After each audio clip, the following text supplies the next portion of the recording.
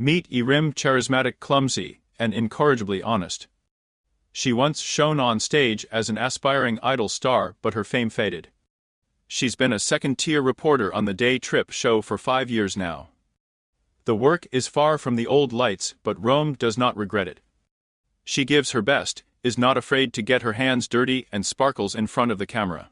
However, the shadow of the past haunts her. Director Yeon-seok does not hide his annoyance at her clumsiness, and the label of failed idol seems indelible. The show is on the verge of closing. Sponsors demand promotion, and Ye Rym sets a difficult task. But before filming, she is persuaded to drink a 5-year-old enzyme from a local eccentric. The effect is catastrophic. Lips and tongue swell, sweat pours. The shooting failed. Yeon-seok, instead of sympathizing, only laments his fate. And then, like a mockery, a flock of bees attacks the playground. Ye Rym is urgently hospitalized, and the team is in a panic trying to save at least some personnel. Yeon, saving time, decides to edit frankly bad materials, despite the warning of the editor Yeon-seok that this is a fatal mistake. The prophecy is coming true. The video goes viral, but not for advertising. The media is full of headlines. The program is a laughingstock. The sponsors are furious and demand to close the show. Ye Rym feels guilty but powerless. The marketing company and Yeon-seok himself, trying to save their own skin, are ready to frame her. But justice will prevail thanks to Yeon-seok. He provides the boss Sang Sik with irrefutable evidence of Yeon-seok's incompetence and frame up. The boss gets furious and sends him on unpaid leave with a mandatory report. However, the real victim is Ye Rym, and then the ghosts of the past appear on her way. Yeon-seok is a former childhood best friend with whom they dreamed of conquering Seoul together. Instead, they became rivals in an idol group where Yeon-seok took over. Si-wang is Ye Rym's first love. Seeing them both become superstars while she was always in the background is a bitter pill to swallow. After losing her job and believing that everything is over, Ye Rym gets an unexpected chance. She is noticed by Oku Entertainment. This company is a living legend of the past, which once created top idol groups. Now, without money and connections, they are kept afloat only by reputation. And now they receive an international proposal to replace Ye Rym with a doll for a photo shoot is a fashion trend. The organizer is Kate. She is an American who has been watching the show Day Trip from the USA for 5 years. She is convinced that the girl is perfect.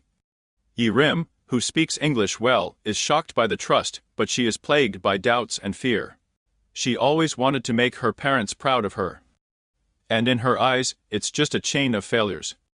That's why she avoided her mom and brother.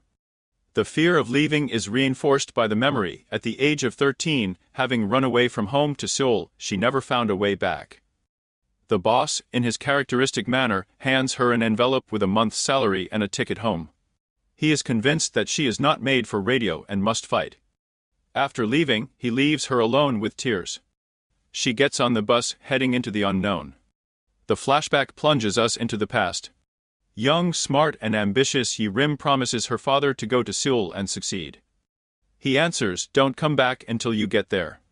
And she leaves her hometown, only to be slapped in the face by life. In tears, from a phone booth, she begs her father to pick her up. He refuses. Be patient.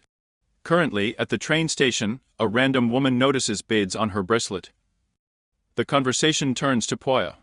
An elderly lady explains the route and gets into the rhythm of her first independent journey. At the station, a downpour drives her into a convenience store. The phone is dead.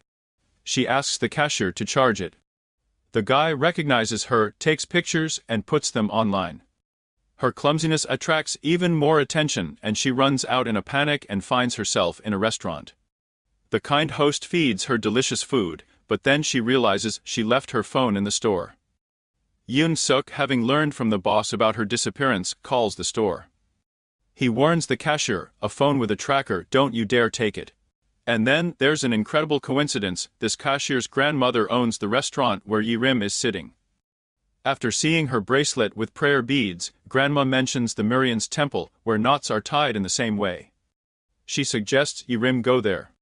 Along the way, her grandson manages to find out and write down the heroine's number. Rome is beginning to settle in. She takes photos and videos for Kate while walking along the trail. Just one day of independence and she already feels a surge of confidence and freedom. But the situation is changing dramatically. As she sees Kate. And Kate speaks Korean, forbidding to take pictures. Ye Rym tries to catch up with her, but she mysteriously disappears. The journey is coming to an end. Sang Sik meets her. He chastises for insubordination, but his tone changes. He explains the main thing: you have to fight, but remember that when one door closes, another opens.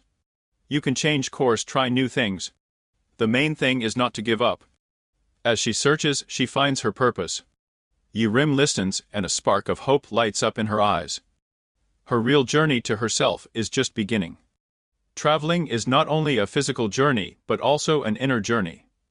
On the road, Rome faces difficulties, disappointments, and unexpected encounters.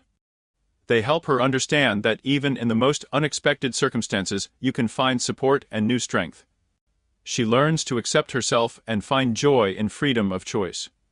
We only have 10 episodes at our disposal, so hopefully we'll get some answers in the next ones. Good luck to all and bye-bye.